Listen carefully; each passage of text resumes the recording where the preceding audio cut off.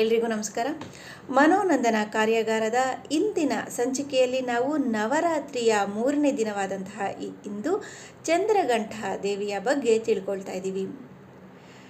ಸತಿಯಾಗಿ ಹಿಂದಿನ ಅವತಾರದಲ್ಲಿ ಜನಿಸಿದಂತಹ ದಾಕ್ಷಾಯಿಣಿ ದಕ್ಷ ಯಜ್ಞದಲ್ಲಿ ಯಾವ ರೀತಿ ತನ್ನನ್ನು ತಾನು ಆಹುತಿ ಮಾಡ್ಕೋತಾಳೆ, ತದನಂತರದಲ್ಲಿ ಶಿವನನ್ನು ಪಡೆಯುವ ಸಲುವಾಗಿ ಮುಂದಿನ ಅವತಾರದಲ್ಲಿ ಆಕೆ ಶೈಲಪುತ್ರಿಯಾಗಿ ಜನಿಸಿ ತದನಂತರ ಬ್ರಹ್ಮಚಾರಿಣಿಯಾಗಿ 2ನೇ ದಿನ ಅಂದರೆ ನಿನ್ನೆ ನಾವು ಅದರ ಬಗ್ಗೆ ತಿಳ್ಕೊಂಡ್ವಿ, ಕಠೋರವಾದಂತಹ ತಪಸ್ಸನ್ನು ಮಾಡಿ ಶಿವನನ್ನು ಒಲಿಸ್ಕೋತಾಳೆ ಅನ್ನೋದನ್ನು ತಿಳಿದಿದ್ವಿ.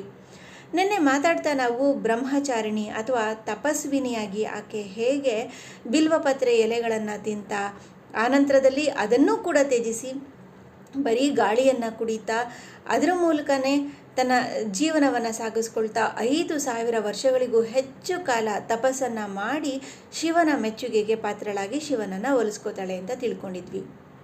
ಈಗ ಅದರ ಮುಂದಿನ ಭಾಗವನ್ನು ನೋಡೋಣ. ಈ ದಿನ ತಾಯಿ ನವ ವಧುವಿನ ಹಾಗೆ ನಮಗೆ ಕಾಣಿಸ್ಕೊಳ್ತಾಳೆ. ಸರ್ವಾಲಂಕಾರ ಭೂಷಿತಳಾಗಿ ಈ ದಿನ ನಮಗೆ ಎಲ್ಲೆಡೆ ಆಕೆಯ ಅವತಾರವನ್ನು ನಾವು ಕಾಣಬಹುದು.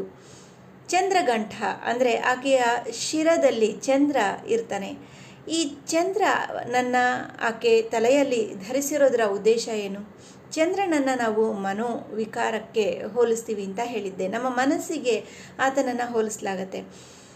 ಯಾವಾಗ ನಾವು ನಮ್ಮ ಮನಸ್ಸನ್ನು ಬುದ್ಧಿ ಕೈಗೆ ಕೊಡ್ತೀವೋ ಆಗ ಬುದ್ಧಿ ಅಂದರೆ ಮಸ್ತಿಷ್ಕ ಬುದ್ಧಿ ಅದನ್ನು ಕಂಟ್ರೋಲ್ ಮಾಡೋದಕ್ಕೆ ಅಥವಾ ಹತೋಟಿಗೆ ತಗೊಳ್ಳೋದಕ್ಕೆ ಶುರು ಮಾಡುತ್ತೋ ಆಗ ಎಲ್ಲವೂ ಸರಾಗವಾಗಿ ನಡೀತಾ ಇರುತ್ತೆ. ಅದಕ್ಕೆ ಬದಲಾಗಿ ನಾವೇನಾದರೂ ಬುದ್ಧಿಯನ್ನು ಮನಸ್ಸಿನ ಕೈಗೆ ಕೊಟ್ಬಿಟ್ವಿ ಅಂತ ಅಂದರೆ ಮನಸ್ಸೋ ಇಚ್ಛೆಯಾಗಿ ಮನಸ್ಸು ನಮ್ಮನ್ನು ಆಟಾಡಿಸ್ತಾ ಸಾಗತ್ತೆ. ಅದು ಹೊಸ ಹೊಸ ಆಟಗಳನ್ನು ಕಟ್ತಾ ಇರತ್ತೆ. ಹಾಗಾಗಿ ತಾಯಿ ಈ ಒಂದು ಸ್ವರೂಪದಲ್ಲಿ ನಮಗೆ ಚಂದ್ರನನ್ನು ಮನಸ್ಸಿನ ಪ್ರತೀಕವಾಗಿ ತನ್ನ ಶಿರದ ಮೇಲೆ ಧರಿಸಿ ಗಂಟಾಕಾರದಲ್ಲಿ ಇರುವಂತಹ ಚಂದ್ರನನ್ನು ಆಕೆ ಧರಿಸಿರೋದ್ರಿಂದ ಅವಳನ್ನು ಚಂದ್ರಿಕೆ ಅಂತ ಕೂಡ ಕರೆಯಲಾಗುತ್ತೆ, ಚಂದ್ರಘಂಟಾದೇವಿ ಅಂತ ಕೂಡ ಕರೆಯಲಾಗುತ್ತೆ.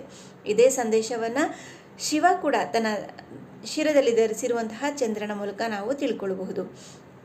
ಈ ಒಂದು ಅವತಾರದಲ್ಲಿ ಬ್ರಹ್ಮಚಾರಿಣಿಯಾಗಿ ಆಕೆ ತಪಸ್ಸನ್ನು ಮಾಡಿ ಶಿವನನ್ನು ಒಲಿಸಿಕೊಂಡ ನಂತರ ತನ್ನ ತಂದೆ ತಾಯಿಗಳ ಅನುಮತಿಯನ್ನು ಪಡೆದು ಶಿವನನ್ನು ಮದುವೆಯಾಗೋದಕ್ಕೆ ಮುಂದಾಗ್ತಾಳೆ.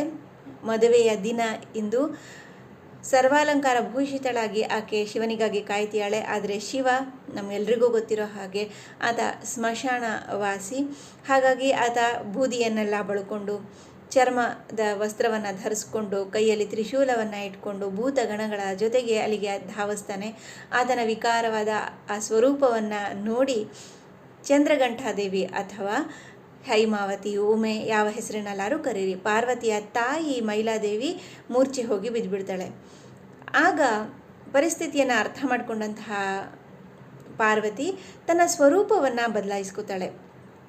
ಅದುವರೆಗೂ ಸುಂದರ ಕನ್ಯೆಯಾಗಿ ಕಾಣಿಸ್ಕೊಳ್ತಿದ್ದಂತಹ ಪಾರ್ವತಿ ತನ್ನ ಪತಿಗೆ ಸರಿ ಹೊಂದಿಸ್ಕೊಳ್ಳೋದಕ್ಕಾಗಿ ಮ್ಯಾಚ್ ಮಾಡ್ಕೊಳ್ಳೋದು ಅಂತಾರಲ್ವ, ಹಾಗಾಗಿ ತನ್ನ ರೂಪವನ್ನು ಕೂಡ ಬದಲಾಯಿಸಿಕೊಂಡು 10 ಕೈಗಳನ್ನು ಹೊಂದಿ ಚಂದ್ರಘಂಟ ದೇವಿಯ ಸ್ವರೂಪದಲ್ಲಿ ಕಾಣಿಸ್ಕೊಳ್ತಾಳೆ. ಇದನ್ನು ನೋಡಿದಂತಹ ಶಿವನಿಗೆ ಆಕೆಯ ಉದ್ದೇಶ ಏನು ಅನ್ನೋದು ಅರ್ಥ ಆಗತ್ತೆ. ತನಗಾಗಿ ತನ್ನ ಪತ್ನಿ ತನ್ನ ಸುಂದರ ಸ್ವರೂಪವನ್ನು ಬದಲಾಯಿಸ್ಕೊಳ್ಬೇಕಾದ್ರೆ ಈ ರೀತಿ ಒಂದು ಭಯಾನಕವಾದಂತಹ ಸ್ವರೂಪವನ್ನು ತಾಳಬೇಕಾದ್ರೆ ತಾನ್ಯಾಕೆ ತನ್ನ ಭಾವಿ ಪತ್ನಿಗಾಗಿ ತನ್ನ ಸ್ವರೂಪವನ್ನು ಬದಲಾಯಿಸ್ಕೊಳ್ಬಾರ್ದು ಅಂತ ಹೇಳಿ ಆ ಒಂದು ದಿನದ ಮಟ್ಟಿಗೆ ಆತ ಕೂಡ ವರನ ರೀತಿಯಲ್ಲಿ ಮದುವೆಗೆ ಹೇಗೆ ತಯಾರಿಯನ್ನು ಮಾಡ್ಕೋಬೇಕೋ ಆ ರೀತಿ ಅಲಂಕಾರ ಭೂಷಿತನಾಗಿ ಮದುವೆಯನ್ನು ಮಾಡಿಕೊಂಡ ಅನ್ನುವಂಥದ್ದು ಒಂದು ದಂತಕತೆ. ಇಲ್ಲಿ ಆಕೆ ಪಾರ್ವತಿ ಚಂದ್ರಘಂಟಾದೇವಿಯ ಸ್ವರೂಪವನ್ನು ಶಿವನಿಗೆ ಮೊದಲ ಬಾರಿಗೆ ತೋರಿಸಿರ್ತಾಳೆ.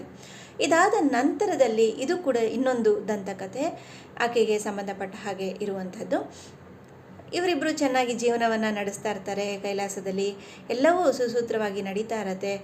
ಶಿವ ಆಗಾಗ ತಪಸ್ಸನ್ನು ಆಚರಿಸುವಂಥದ್ದು ಅದೆಲ್ಲ ನಡೆದೇ ಇರುತ್ತೆ. ಒಮ್ಮೆ ಅನ್ನೋಕ್ಕಿಂತ ಆಗಾಗ ಶಿವ ತಪಸ್ಸಿಗೆ ಹೋದಾಗಲೆಲ್ಲ ಪಾರ್ವತಿಗೆ ಒಬ್ಬ ರಾಕ್ಷಸನಿಂದ ಉಪಟಳ ಅಥವಾ ತೊಂದರೆ ಆಗ್ತಾನೇ ಇರುತ್ತೆ. ಆ ರಾಕ್ಷಸನಿಂದ ವಿಮುಕ್ತಿಯನ್ನು ಪಡಿಬೇಕು ಅನ್ನೋದಕ್ಕಾಗಿ ಅವಳು ಶಿವನನ್ನು ಕುರಿತು ಬೇಡ್ಕೊಳ್ತಾಳೆ. ಶಿವ ಆಗಿನ್ನೂ ತಪಸ್ಸಿನಲ್ಲಿ ಇರ್ತಾನೆ, ಹೇಗೆ ಈಗ ಅವನನ್ನು ಸಂಪರ್ಕಿಸೋದು? ಶಿವ ತಪಸ್ಸಿನಲ್ಲಿರುವಾಗಲೇ ಈ ರಾಕ್ಷಸ ಬಂದು ತೊಂದರೆಯನ್ನು ನೀಡ್ತಾ ಇದ್ದಾನೆ. ಹೇಗೆ ಅದರಿಂದ ವಿಮುಕ್ತಿಯನ್ನು ಪಡೆಯೋದು ಅನ್ನೋದಕ್ಕಾಗಿ ಯೋಚನೆ ಮಾಡಿದಾಗ ನಮ್ಮೆಲ್ರಿಗೂ ಗೊತ್ತೇ ಇದೆ, ಯಾರೆಲ್ಲ ಧ್ಯಾನವನ್ನು ಅಭ್ಯಾಸ ಮಾಡ್ತೀವೋ ಅವರೆಲ್ಲರಿಗೂ ಈ ಒಂದು ವಿಧಾನದ ಬಗ್ಗೆ ಹೆಚ್ಚು ಆಶ್ಚರ್ಯ ಅಂತ ಏನು ಅನಿಸೋದಿಲ್ಲ. ಈಗ ನಾ ಹೇಳುವಂತಹ ಮಾತು, ಆಕೆ ಕೂಡ ತಪಸ್ಸನ್ನು ಆಚರಿಸ್ತಾಳೆ. ಅವಳಿಗೇನದು ಹೊಸ್ತಲ್ಲ.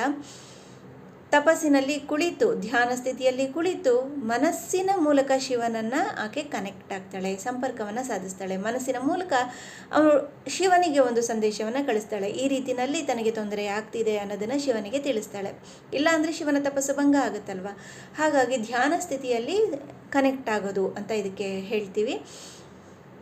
ಯಾವಾಗ ಎಲ್ಲಿ ಪ್ರೀತಿ ಇರುತ್ತೋ ಮನಸ್ಸುಗಳ ನಡುವೆ ಪಿಸುಮಾತು ಸಾಕು ಅಂತ ಹೇಳ್ತಾರೆ. ಅಲ್ಲಿ ಪದಗಳ ಅಗತ್ಯನೇ ಇಲ್ಲ, ಮನಸ್ಸಿನ ಮೂಲಕನೇ ನಾವು ಮಾತಾಡಬಹುದು ಅಂತ ಹೇಳ್ತಾರೆ. ಹಾಗಾಗಿನೇ ಯಾವಾಗ ಕೋಪದಲ್ಲಿ ಇರ್ತೀವೋ ಕಿರ್ಚ್ತಾ ಇರ್ತೀವಿ ಅಲ್ವಾ, ಜೋರು ಜೋರು ಧ್ವನಿಯಲ್ಲಿ ಮಾತಾಡ್ತಾ ಇರ್ತೀವಿ. ಅದಕ್ಕೆ ಕಾರಣ ಏನು? ಮನಸ್ಸುಗಳು ದೂರ ಆಗಿರುತ್ತೆ. ಇದು ನಮ್ಮ ಮನೋವಿಜ್ಞಾನದಲ್ಲಿ ನಾವು ತಿಳ್ಕೊಳ್ಳುವಂತಹ ವಿಚಾರ. ನಾನು ಎಲ್ಲ ಈ 3 ಸಂಚಿಕೆಗಳಲ್ಲಿ ಮನೋವೈಜ್ಞಾನಿಕವಾಗಿ ನಮ್ಮ ಜೀವನಕ್ಕೆ ಈ ಕಥೆಗಳಿಂದ ಏನು ಉಪಯೋಗ ಅನ್ನೋದನ್ನೇ ತಿಳಿಸ್ತಾ ಬರ್ತೀನಿ. ಇದನ್ನು ನೀವು ಗಮನಿಸಿರ್ತೀರ ಅಂತ ಭಾವಿಸ್ತೀನಿ. ಇದು ನಮ್ಮ ಮನೋನಂದನ ಕಾರ್ಯಾಗಾರದ ಒಂದು ಶೈಲಿ. ಯಾರೆಲ್ಲ ನಮ್ಮ ಮನೋನಂದನ 365 ಕಾರ್ಯಾಗಾರವನ್ನು ಅಥವಾ ಬೇರೆ ಬೇರೆ ಹಂತಗಳನ್ನು ಮನೋವಿಕಾಸ ಕಾರ್ಯಾಗಾರದಲ್ಲಿ ಇದರಲ್ಲೆಲ್ಲ ಭಾಗವಹಿಸಿ ಇರೋ ಅವರಿಗೆ ಈ ವಿಧಾನದ ಪರಿಚಯ ಇದ್ದೇ ಇರುತ್ತೆ.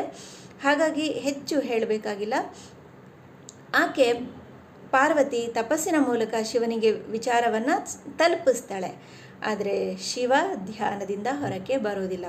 ಬದಲಾಗಿ ಆಕೆಯ ಶಕ್ತಿ ಏನು ಅನ್ನೋದು ಶಿವನಿಗೆ ಗೊತ್ತೇ ಇರುತ್ತೆ. ತನ್ನ ಹೆಂಡತಿಯ ಶಕ್ತಿ ಏನು ಅನ್ನೋದು ಗೊತ್ತಿರುತ್ತೆ. ಹಾಗಾಗಿ ಅವಳೇ ಇದನ್ನು ನಿಭಾಯಿಸಲಿ ಅಂತ ಹೇಳಿ ಇನ್ನಷ್ಟು ಶಕ್ತಿಯನ್ನು ಅವಳಿಗೆ ದಯಪಾಲಿಸ್ತಾನೆ. ಶಕ್ತಿಯನ್ನು ಪಡೆದಂತಹ ಪಾರ್ವತಿ ತನ್ನ ತಪಸ್ಸಿನಿಂದ ಅಥವಾ ಧ್ಯಾನದಿಂದ ಹೊರಬಂದು ಮತ್ತೊಮ್ಮೆ ರಾಕ್ಷಸ ಉಪಟಳವನ್ನು ನೀಡೋದಕ್ಕೆ, ಅವಳಿಗೆ ತೊಂದರೆಯನ್ನು ನೀಡೋದಕ್ಕೆ ಬಂದಾಗ ಅವಳು ಚಂದ್ರಗಂಠ ದೇವಿಯ ಸ್ವರೂಪವನ್ನು ತಾಳಿ ತಾನೇ ಸ್ವತಃ ಆ ರಾಕ್ಷಸನಿಂದ ಒಂದು ಬಿಡುಗಡೆಯನ್ನು ಹೊಂದ್ತಾಳೆ, ಅವನನ್ನು ಸಂಹರಿಸ್ತಾಳೆ. ಹಾಗಾಗಿ ಇದು